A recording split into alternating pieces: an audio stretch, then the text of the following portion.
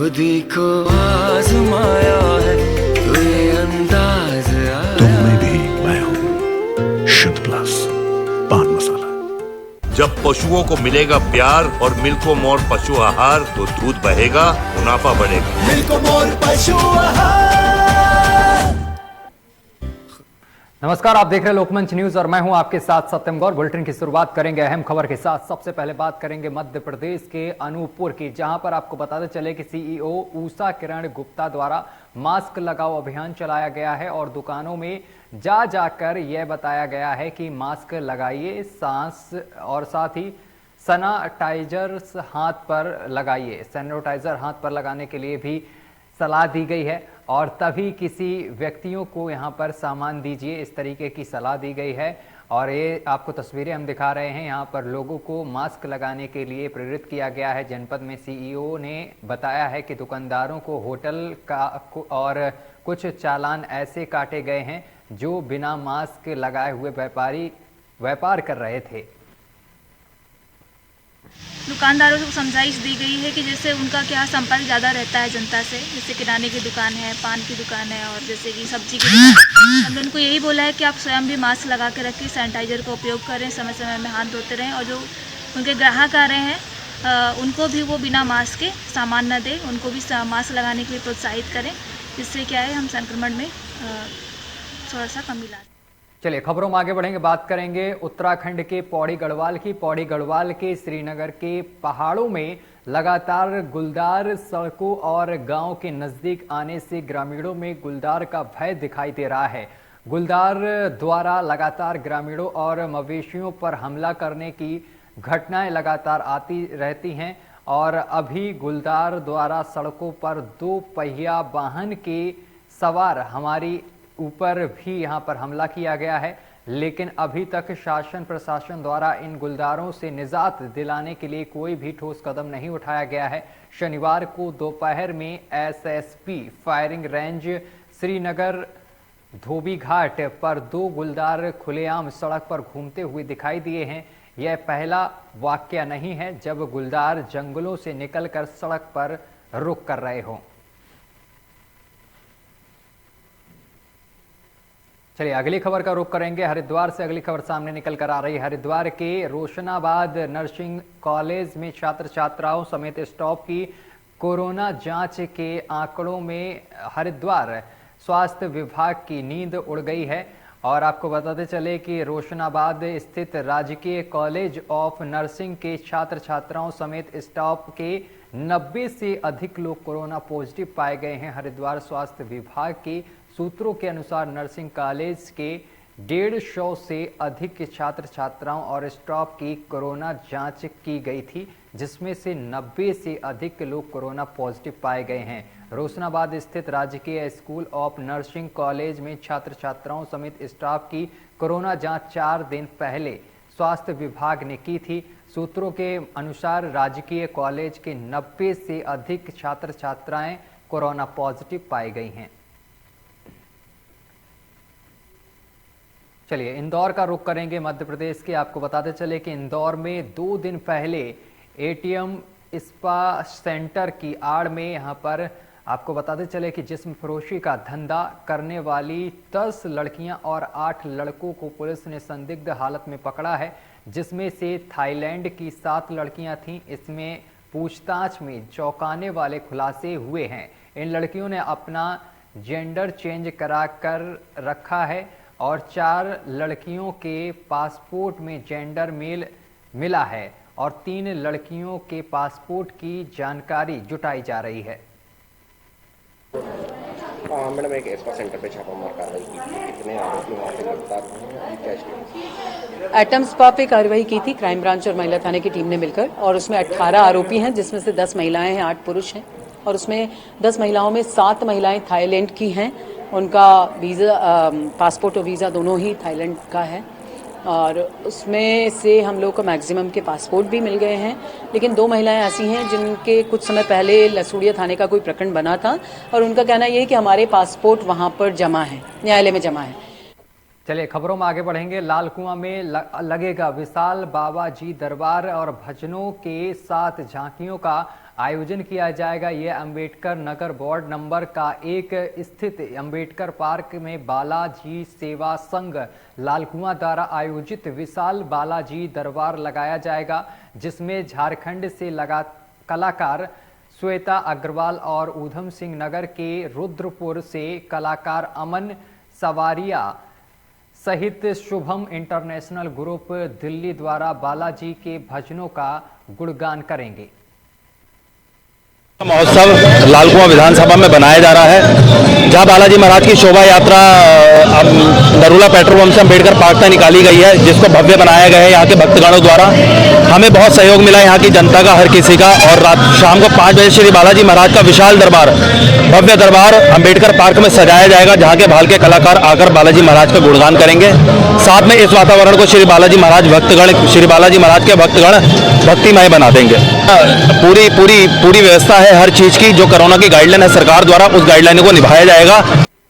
उत्तर प्रदेश में चुनाव करीब आते ही योगी सरकार तरह तरह की योजनाएं ला रही है और लोगों को योजनाओं का लाभ उनके घर तक पहुंचा रही है, जिसमें आज आंगनबाड़ी पर तैनात सभी आशा महिलाओं का मानदेय बढ़ाने के साथ साथ उन्हें अब सैमसंग एंड्रॉयड फोन सरकार द्वारा वितरित कराया जा रहा है, जिसके चलते आज मुरादाबाद जनपद के मुंडा पांडे ब्लॉक क्षेत्र की सभी आंगनबाड़ी पर तैनात आशाओं को मुंडा पांडे के सामुदायिक स्वास्थ्य केंद्र पर सरकार द्वारा सैमसंग एंड्रॉयड फोन का वितरण कर बड़ी सौगात दी गई है। मैडम क्या नाम है? किरण कुमारी। किरण कुमारी जी, आज जो आपको फ़ोन मिला है, किस लिए फ़ोन मिला है और किस पद पे आप कार्यरत हैं? आशा पर के मैं कार्य करती हूँ। कहाँ? और बेलवाड़ी के मजरे में हसनगंज जो मजरा लगता है, बेड़ वाली बोलते हैं उसको। और ये जो हम मतलब वर्कर काम करते हैं सर्वे गांव में, उसके लिए मोबाइल मिला है, ताकि उसमें हम सर्वे करते हैं उसमें ऐड कर सकें। जो बच्चे जन्म लेते हैं उनको भी मतलब इसमें ऐड करते हैं। अमरवती आशा। आज यहाँ समुदाय स्वास्थ्य केंद्र जो आई है, किस लिए आई है और क्या यहाँ चीज़ का वितरण किया जा रहा है? जी मोबाइल मिले थे यहाँ। और किन किन व्यक्तियों को मोबाइल मिले? ये सारी आशाओं को मिले, जितनी ब्लॉक से लगी हुई हैं सारी आशाएं। मोबाइल मिला है आपको, आप क्या करोगे? जी ये मोबाइल मतलब इसलिए मिला है, ऐसा मतलब हमारा टीकाकरण वगैरह है और हमारी कोई भी रिपोर्ट है तो हम इससे ही व्हाट्सअप करेंगे एक दूसरे को। चलिए खबरों में आगे बढ़ेंगे, बात करेंगे उत्तराखंड के पौड़ी की। पौड़ी में कैबिनेट मंत्री और चौबट्टा खाल विधायक सतपाल महाराज जी के प्रयासों से शनिवार को सरकार ने सतपुली और सयूशी झील को मिली वित्तीय स्वीकृति दी है और सतपुली झील 100 यहाँ पर करोड़ 43,000 करोड़ की वित्तीय स्वीकृति मिलने के साथ साथ 20 लाख की टोकन मनी भी जारी हुई है। जबकि आपको बताते चले कि सयूशी झील की वित्तीय स्वीकृति 48 करोड़ 24 लाख की है और इसके लिए 10 लाख की टोकन मनी जारी की गई है। और विदेश में नौकरी दिलाने का झांसा देकर युवक से लाखों रुपए ठग लिए गए हैं। युवक के फर्जी तरीके से दस्तावेज तैयार करवाकर वीजा बनवाकर उसे नौकरी का झांसा देकर उसे विदेश तो भेज दिया गया, लेकिन युवक जब विदेश पहुंचा तो उसे पता चला कि उसका वीजा सिर्फ विजिट वीजा था, जिस कारण उसे निराश होकर भारत वापस लौटना पड़ा। लाखों रुपए की ठगी के शिकार हुए पीड़ित युवक ने मामले की शिकायत सीओ से की है और विदेश में नौकरी दिलाने का झांसा देकर वीजा बनाने के नाम पर युवक से लाखों रुपए ऐंठ लिए गए हैं। इंग्लैंड जाने पर उसको वीजा दिया गया है, विजिट वाला वीजा दिया गया है। इस पर वह वापस भारत आ गया है। रुपए मांगने पर जान से मारने की धमकी दी जा रही है। पीड़ित ने कोतवाली पुलिस को तहरीर दी है, लेकिन पुलिस ने उसे यहां पर अभी तक कोई भी कार्रवाई नहीं की है।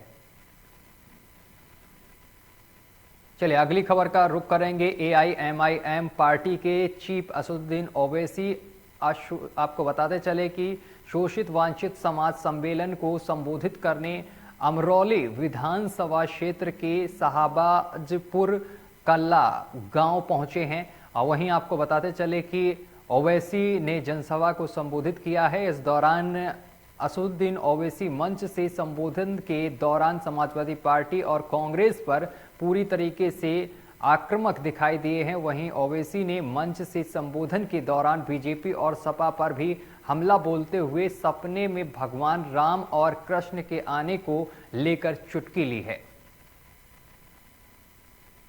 किया ये समाजवादी पार्टी, कांग्रेस पार्टी जो ठेका लेकर बैठे हुए हैं, इनके साथ चले जाओ तो सेकुलर, इनकी गुलामी करो तो सेकुलर, इनके जनसभा में दरी बिछाओ मुसलमान तो सेकुलर, इनके मंच पर मुसलमान को ढकेल दो तो सेकुलर और मुसलमान को दबा दो तो सेकुलर। अरे याद रखो, मुझे तुम्हारे सर्टिफिकेट की जरूरत नहीं, मैं अपनी जूती पर तुम्हारे सर्टिफिकेट को नहीं रखता हूं। चलिए आगे बढ़ेंगे। शामली की कंधला पुलिस को बड़ी सफलता हाथ लगी है। पुलिस ने मुखबिर की सूचना पर छापेमारी के दौरान विधानसभा चुनाव से पहले तमंचा फैक्ट्री का भंडाफोड़ करते हुए एक अभियुक्त को गिरफ्तार किया है, जिसके कब्जे से पुलिस ने अवैध हथियार का जखीरा बरामद किया है।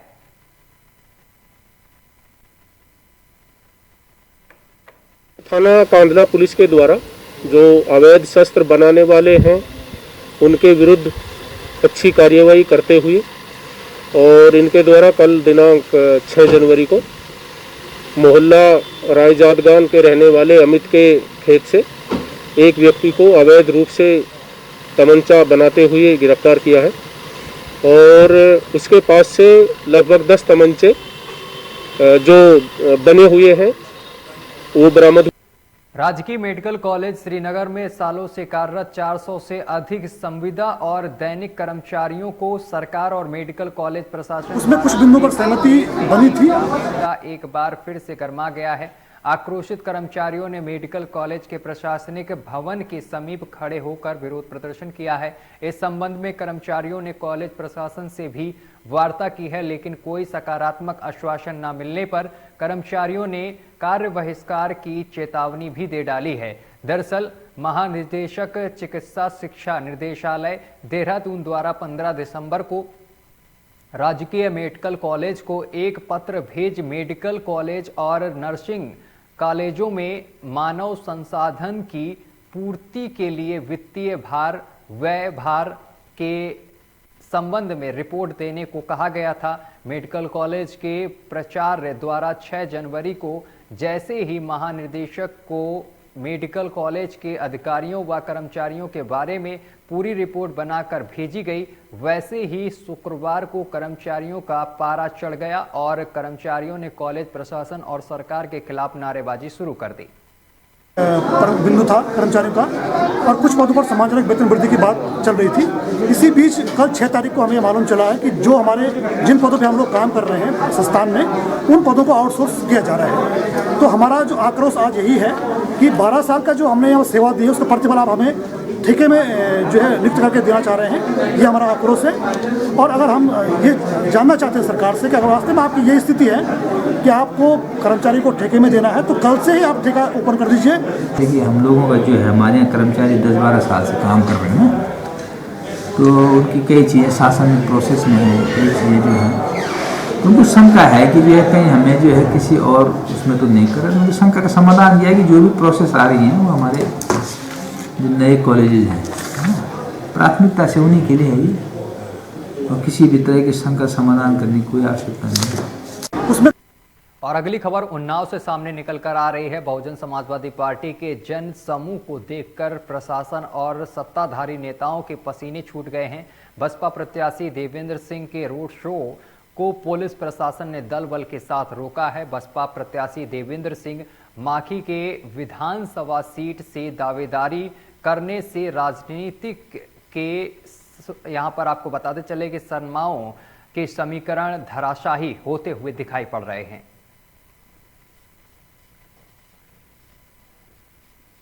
पंकज गुप्ता को एक कार्यक्रम दौरान चाटा मारा गया, क्या कहेंगे इसको आप?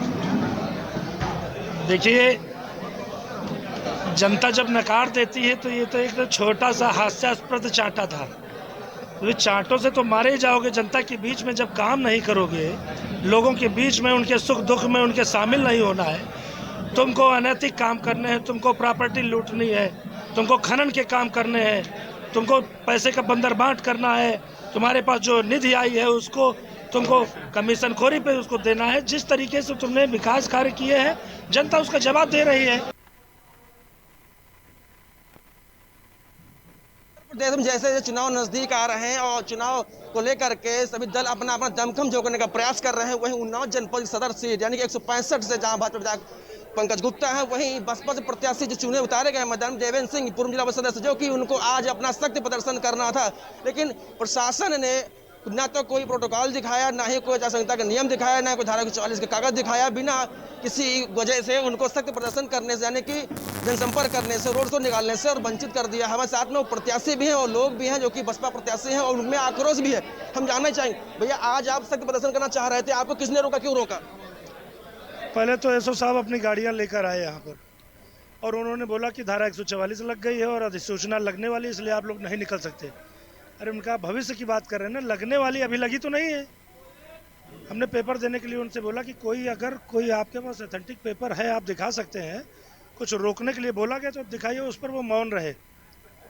हम लोग समय से कोविड गाइडलाइन को फॉलो करते हुए निकले, जैसे कि यहाँ से मात्र 1 किलोमीटर चलने के बाद ही पुलिस ने अपनी गाड़ियाँ आड़ी तिरछी रोड पर लगा दी और अपार जन समर्थन को देखते हुए यहाँ के स्थानीय भाजपा विधायक ने पूरा प्रशासन जोर जोर से लगा रखा है। एसडीएम से लेकर सभी अधिकारी बराबर लगे रहे पूरी रोड पर, यहाँ तक कि लाठी चार्ज भी करने लगे। क्या डीएम साहब कार्यालय पे कहीं परमिशन को आवेदन किया था? परमिशन के लिए हमने भेजा था पर कोई भी अधिकारी मिलने को तैयार नहीं था और सीओ साहब की टेबल पर फाइल पड़ी हुई थी, मोहर लगी हुई फाइल पड़ी है, परमिशन देने के लिए तैयार नहीं है वो। तो क्या लगता है आपको, अपने जनसंपर्क करने से प्रदर्शन करने रोका जा रहा है? देखिए अभी तक कोई ना अधिसूचना लागू हुई, ना ही कोई धारा 144 लागू हुई है, तो परमिशन का भी सवाल नहीं उठता है। सभी पार्टियां अपनी अपनी रैली और जनसभाएं कर रही हैं और उसी के तहत भी बहुजन समाज पार्टी की आज जनसभा और रैली थी, जिसको प्रशासन ने जबरदस्ती पुलिस का बल प्रयोग करके रोका है और लोगों पर, जनता पर लाठी चलाई है। चुनाव लड़ने का अधिकार क्या केवल भारतीय जनता पार्टी को ही है? तो क्या लगता है प्रशासन के ऊपर दबाव सत्ता पक्ष का है? सत्ता पक्ष का ही दबाव है, सत्ता पक्ष के दबाव में प्रशासन काम कर रहा है। इसके पहले ब्लॉक प्रमुख के चुनाव भी लड़े थे, तब भी इन्हीं समस्याओं का सामना करना पड़ा था आपको? सभी पत्रकार बंधुओं को ये ज्ञात होगा कि ब्लॉक प्रमुख के चुनाव में किस तरीके से भारतीय जनता पार्टी ने अपना प्रशासनिक बल प्रयोग किया था और लोगों पर लाठियां चलाई थी। उसके बाद भी निर्दलीय रूप से मैं मियागंज से ब्लॉक प्रमुख निर्वाचित हुआ था। आज वही हालत है जब भारतीय जनता पार्टी की आज माननीय प्रदेश अध्यक्ष जी उन्नाव, उनका दौरा लगा हुआ था, उनकी बसें लगातार भर भर के जा रही हैं। और बड़ी खबर सामने निकल कर आ रही, मुख्यमंत्री पुष्कर सिंह धामी का श्रीनगर गढ़वाल दौरा रद्द हुआ है। बड़ी खबर आपको बता रहे हैं, श्रीनगर गढ़वाल के दौरे पर जाने वाले थे सीएम पुष्कर सिंह धामी। कई कार्यक्रमों में मुख्यमंत्री को होना था शामिल और जिसके बाद ये दौरा रद्द किया गया है। प्रदेश में खराब मौसम के चलते मुख्यमंत्री का दौरा स्थगित किया गया है। बढ़ते कोरोना संक्रमण और खराब मौसम के चलते मुख्यमंत्री पुष्कर सिंह धामी का सभी कार्यक्रम रद्द कर दिए गए हैं। रुकेंगे एक छोटे से ब्रेक के लिए, ब्रेक के उस पार खबरों का सिलसिला लगातार जारी रहेगा। अमेरिका की स्माइल ट्रेन संस्था अब राष्ट्रीय बाल स्वास्थ्य कार्यक्रम से भी संबद्ध निःशुल्क ऑपरेशन और उपचार कर रही है। जन्म से कटे होठ या कटे तालू के मरीजों का निःशुल्क ऑपरेशन किया जाता है। अगर आप ऐसे किसी भी मरीज को जानते हैं या जिसके जन्मजात कटे होठ या तालू हैं, तो उसको हमारे health city hospital trauma centre and super speciality Vijay Khand 2 Gomti Nagar थाने के पीछे लखनऊ पते पर लाएं।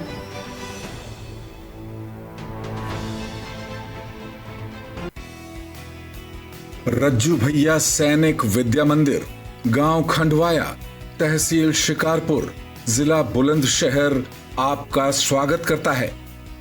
रज्जू भैया सैनिक विद्या मंदिर एक राष्ट्रीय प्रकल्प है जिसका मुख्य उद्देश्य विद्यार्थियों को एनडीए व अन्य माध्यमों से भारतीय सेना में प्रवेश दिलाना है।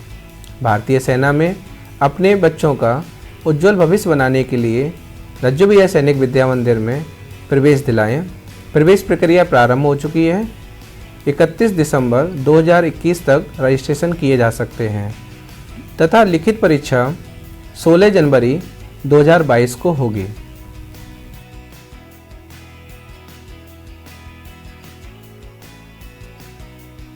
जो बच्चे रिटन एग्जाम क्लियर कर लेंगे उनका साक्षात्कार होगा, उसके बाद मेडिकल होगा, उसके बाद मेरिट लिस्ट तैयार की जाएगी और जो बच्चे मेरिट लिस्ट में आएंगे उन्हें इस स्कूल में एडमिशन दिया जाएगा। योग्य शिक्षकों के माध्यम से रज्जू भैया सैनिक विद्या मंदिर में छात्रों को योग्य सैनिक, योग्य नागरिक और सफल मनुष्य बनाने के अवसर का लाभ उठाएं।